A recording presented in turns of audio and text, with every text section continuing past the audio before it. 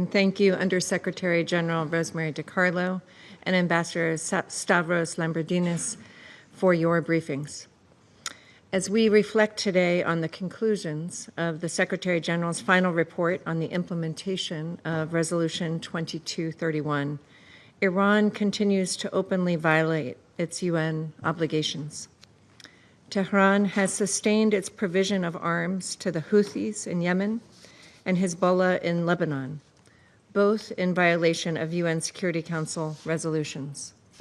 Moreover, Iran did not comply with relevant 2231 provisions when they were in place, as evidenced by hundreds of drones it transferred to Russia in 2022 for use in attacks against Ukraine. Iran's failure to uphold its non-proliferation obligations has prolonged conflicts and perpetuated instability across the Middle East and beyond for many years. The International Atomic Energy Agency's most recent report on verification and monitoring in Iran, in light of UN Security Council Resolution 2231, demonstrates plainly that Iran continued to accelerate its nuclear activities without any credible civilian justification. On June 12th, the IAEA Board of Governors found Iran in non-compliance for its many failures to uphold obligatory nuclear safeguards. It is regrettable that certain members of this council have opted to turn a blind eye to, if not encourage, Iranian noncompliance. The United States will not turn a blind eye to Iran's noncompliance and ongoing threat to regional stability. Madam President, President Trump has clearly reiterated that it is time for Iran to make peace. Despite the President's continuous good faith efforts to negotiate and resolve these issues diplomatically, Iran's leaders stonewalled and ultimately refused to agree to a deal that would have prevented them from ever obtaining a nuclear weapon. On June 21st, a U.S. precision operation effectively fulfilled our narrow objective to degrade Iran's capacity to produce a nuclear weapon. These strikes, in accordance with the inherent right to self-defense, collective self-defense, consistent with the UN Charter, aimed to mitigate the threat posed by Iran to Israel, the region, and to more broadly international peace and security. Following this historic operation, President Trump immediately coordinated a ceasefire between Israel and Iran. Madam President, in this critical moment, we must all urge Iran to seize this opportunity for peace and prosperity and abide by its international obligations. I thank you. In the name of God, the Compassionate and Merciful, thank you, Madam President, for convening this meeting. Today is International Women's Day in Diplomacy. Let me begin by congratulating you and all women diplomats on this occasion. I also congratulate you on your successful leadership of the Council thus far in June. And I commend your tireless efforts in convening emergency meeting to draw the Security Council attention to the aggression by Israel and the United States against my country and their blatant violation. I wish to sincerely thank our brotherly and friendly nation, the State of Qatar, for its sincere and diplomatic efforts to help end Israeli aggression, establish a ceasefire, and prevent a further escalation of regional tensions that threaten peace and stability in the region. We thank Undersecretary General Ms. DiCarlo for her briefing. We take note of the Secretary General's report. We echo ourselves with the Secretary General's call for a diplomatic solution in his report, as well as with the UNSC in her today's briefing. We welcome Slovenia as facilitator of Resolution 2231 and appreciate Ambassador Jobogar and his team for preparing the report and today's briefing. We take note of the statement made by the Ambassador Lambrinidis, head of delegation of the European Union in the capacity of the coordinator of GCPOA. Madam President, first and foremost, I wish to express my strong objection to the participation of the delegation of the Israeli regime in this meeting. Legally and procedurally, Israel has no standing to take part in this meeting. This regime has no connection to the agenda of the meeting, no Resolution 2231 or the JCPOA. The participants to the JCPOA, as mentioned in Resolution 2231, are clearly defined, and the Council's practice in convening meetings under this agenda item has always been limited to the JCPOA participants. Madam President, this meeting is the final Security Council briefing on Resolution 2231 before its expiration in October 2025. In this context, I would like to make following points. First, the U.S. unilateral withdrawal from the JCPOA in 2018, it then imposed illegal extraterritorial sanctions violating UN Security Council Resolution 2231. Iran has honored its commitment in confronting the United States with the full support from the UK, France, and Germany, has repeatedly violated both the spirit and letter of the JCPOA, as well as Resolution 2231.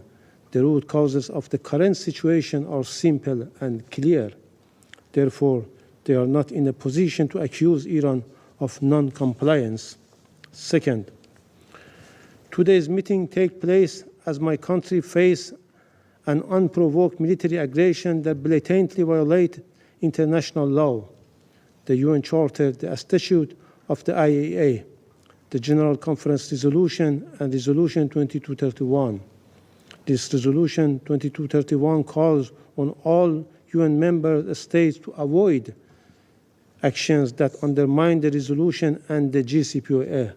However, with the full US support, Israel has targeted Iran's peaceful nuclear facilities, civilians, and civilian infrastructure.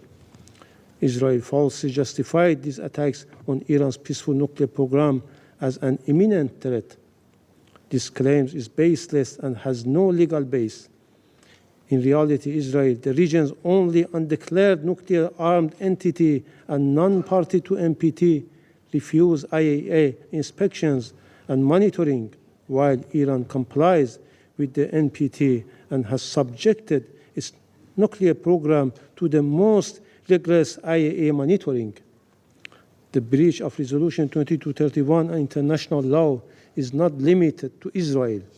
The United States, a permanent council member responsible for upholding its resolution, also attacked Iran nuclear facilities under IAEA safeguard. Third, it is profoundly troubling that even after a decade of Resolution 2231, Iran's fully monitored peaceful nuclear program has been repeatedly targeted by Israel and the United States. These illegal actions set a dangerous precedent, undermine the non-proliferation regime, and damage the credibility of the Security Council. Resolution 2231 was intended to promote peaceful solution and strengthen the Council's role in preventing unnecessary crises. However, reckless attacks on Iran's peaceful nuclear facilities by Israel and the US has gravely weakened this role. It is disappointing that the Council failed to condemn these illegal attacks, despite a strong request by Resolution 487, which prohibits such illegal acts. We call on the Council to, at the very least, explicitly condemn this aggression and ensure they don't happen again. Fourth, the double standards are blatant. While the US, the UK, France maintain massive nuclear arsenals and overlook Israel's undeclared stockpiles, they baselessly claim Iran's peaceful program threatens international peace and security. These political accusations have been refuted for years by Iran's transparency and by its full cooperation with IAEA. If they truly care about the non-proliferation regime, they must condemn Israel's violation of international law and Resolution 487. Fifth, claims that Iran has violated Resolution 2231 are groundless. For past decades, Iran has upheld Resolution 2231 and the JCPOA. Our remedial measures have been fully consistent with these two instruments, meant only to restore balance and encourage all parties to return to their commitment. Iran's remedial measure must not be misused to justify new pressure on the JCPOA or Resolution 2231. The Council must prevent any attempt to manipulate this mechanism against Iran. Sixth, Resolution 2231 must conclude on schedule, and Iran reject any attempt to revive expired provisions under any pretext. Unfortunately, European JCPOA participants have failed to meet their obligation. Even worse, they falsely assert that Iran is close to acquiring nuclear weapons, a falsehood unsupported by credible evidence. Our peaceful program under strict IAEA verification cannot be denied. Despite this aggression and the unconstructive behavior of the European parties, Iran remained committed to diplomacy and peaceful dispute resolution. Resolution 2231 proved that diplomacy can and must resolve differences. Seventh, Iran continues to believe a diplomatic resolution to nuclear and sanction issue is possible. Our commitment is evident through our full implementation of JCPOA and Resolution 2231. But if the other parties truly want a resolution, they must respect Iran's right and stop undermining diplomacy. 8. Iran never initiated this war. Once the aggressors stopped their attacks, Iran stopped its lawful military response as well. Nevertheless, Iran will not overlook the deceit and double standards. Our brave armed forces remain fully prepared to respond to any further threats or violation. Finally, to conclude, Madam President, we are now closer to diplomacy than ever before. The large-scale war they thought could force Iran into so-called unconditional surrender and make it abandon its peaceful nuclear program through intimidation, threats, and the use of force has failed more clearly than ever.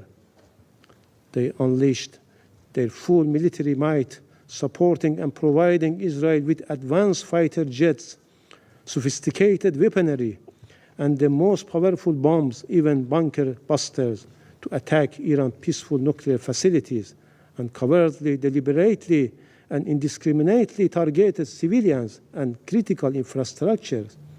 These attacks led to the martyrdom of hundreds of innocent people, including women, children, nuclear scientists, academics, athletes, students, aid workers, and senior military officials, and left thousands more injured. We honor martyrs for their sacrifices as well as our brave, patriotic people in defense of our homeland. Iran emerged proud and steadfast in the face of this criminal aggression. This proves one simple truth more clearly than ever: diplomacy and dialogue are the only path to resolving the unnecessary crisis over Iran's peaceful program. I thank you. Thank you, Madam President. First, I would like to thank USG De Carlo and the representatives from the EU and Slovenia for their remarks. To my colleague, the Ambassador of Iran, I advise you, instead of giving advice to the Council how to conduct its affairs, to comply with the resolution of the Security Council, so we don't have to come back here almost every day and discuss the violations of Iran. Madam President, since launching Operation Rising Lion, Israel has worked to remove a double existential threat from both the nuclear threat and ballistic missiles. The IDF achieved complete air superiority over Tehran, struck a severe blow to the military leadership, and destroyed dozens of key regime targets. Our forces achieved the objectives of our operation in removing these threats. In full coordination with President Trump, Israel has agreed to the President's proposal for a ceasefire. We thank the United States for its support and critical role in removing the Iranian nuclear threat. Last night, the Iranian regime fired missiles at our civilian population. 4 innocent civilians were murdered in Beersheba. Their tragic deaths are a reminder of the evil we dealt with, a regime that could not restrain its hatred. Israel is a peaceful nation. We pray for peace 3 times a day. But make no mistake, we will respond forcefully to any violation of the ceasefire and any threat facing our people. I have no doubt that the leadership and the determination Israel displayed will allow the Abraham Accords to expand and bring other nations into the fold of normalization. Madam President, if there were a Nobel Prize for deception, the Iranian regime would win it every single year. It has broken every commitment it has ever made. There is no reason to believe this deception will not continue. Let's walk through the facts. In July 2015, this Council endorsed the JCPOA. Iran supposedly agreed to many conditions, restricting its enrichment, reducing its stockpile, and opening its facilities for inspection. In return, it was granted sanctions relief and global legitimacy. But even then, Iran was already building its exit strategy. By July 2019, Iran had already breached the 300-kilogram limit on enriched uranium. In January 2021, it resumed enrichment to 20%, more than 5 times the agreed limit. In April of that same year, it crossed into truly dangerous territory, enriching uranium to 60%. This is a level with no civilian application. In June 2022, Iran removed the IAEA's surveillance cameras and monitoring equipment, attempting to eliminate all oversight. Today, the IAEA is completely blind. As of May 2025, Iran's enriched uranium stockpile stands at over 9,000 kilograms. This includes more than 400 kilograms enriched to 60%. The IAEA has confirmed it can no longer verify the extent of Iran's program. For years, the international community spoke of Resolution 2231 and the JCPOA as a framework for peace. But for Iran, it was a framework for deception. While the diplomats and politicians talked, Iran built. While you negotiated, they enriched. While you hoped, they lied. Today, the regime in Tehran stands completely exposed as a regime that has weaponized every opportunity you gave it. Iran did not abandon its commitments last week or last month. It walked away from its obligations years ago, if it ever kept to them at all. It has been violating this resolution with impunity for as long as it existed. This Council just refused to see it. We all know that Iran's level of enrichment has no civilian usage. It's a fact. The Council doesn't need a nuclear scientist to understand what that means. The international community now knows what Israel has known for a long time. Iran was working on the key elements for a nuclear bomb in hidden facilities protected from international view. These were facilities like Fordo, originally built for 90% enrichment and hidden from the IAEA. Iran engaged in systematic, calculated assault on every safeguard this Council claimed would prevent them from attaining a bomb. Colleagues, Israel has been warning you for years. We warned you when Iran crossed the enrichment threshold. We warned you when it denied IAEA inspectors access. We warned you when it spanned lies at the negotiating table. Many of you refused to listen. You held onto the illusion that diplomacy was working. You convinced yourselves that silence was stability. You told yourselves that time was on your side. It wasn't. Iran used diplomacy as cover. It used this Council caution as protection. It used Resolution 2231 as protection while it built its dangerous arsenal. For years, what was Iran met with? Statements, concern, condemnations, but without consequences. Israel did what responsible nations must do when faced with extermination. We took action.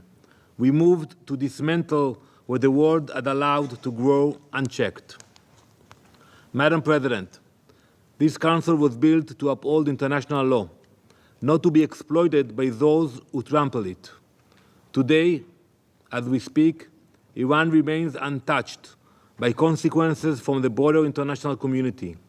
The same Iran that refused IAEA inspections, the same Iran that enriched uranium to weapons-grade levels, the same Iran that used its seat at the table to delay, deceive, and arm itself. Madam President, there is still time to take meaningful and decisive action to ensure that the threat of a nuclear Iran does not return stronger than before. The international community must reassert its authority, it must remain vigilant, it must reimpose the measures necessary to deny Iran the tools of destruction. It must do so before the clock runs out. We are often told that diplomacy must be given a chance. It was given every chance, every round, every channel, every deadline, but so far it has failed. The regime in Tehran never had any intention of complying. Colleagues, you know who you are dealing with. You are not engaging with a regime that negotiates in good faith. You are dealing with the masters of lies, deceit, and delay. You have seen how they respond to your usual approach. So I urge you, take a different approach. Israel has done its part. The United States has done its part. Now the world must do its part. Thank you, Madam President.